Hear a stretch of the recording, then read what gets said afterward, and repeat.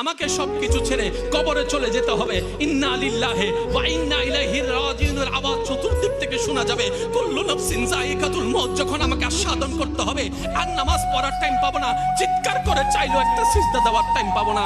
কি আফসোস, কি আফসোস, কি আফসোস আমাদের জন্য যারা আজকে কবরে শুয়ে আছে, তারা রবের কাছে ফরিয়াদ করছে, মাওলা একটা সুযোগ দাও, দুনিয়াতে গিয়ে একটা নামাজ পড়ে আসে, একটা সিজদা দিয়ে আসে।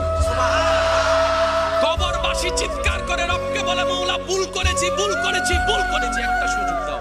আবার দুনিয়ায় যাব, মাওলা হাজার ব্যবসা থাকুক আমি নামাজ ছাড়বো না, হাজার চাকরি থাকুক আমি নামাজ ছাড়বো না, মাওলা একটা সুযোগ দাও, একটা সুযোগ দাও, একটা সুযোগ দাও।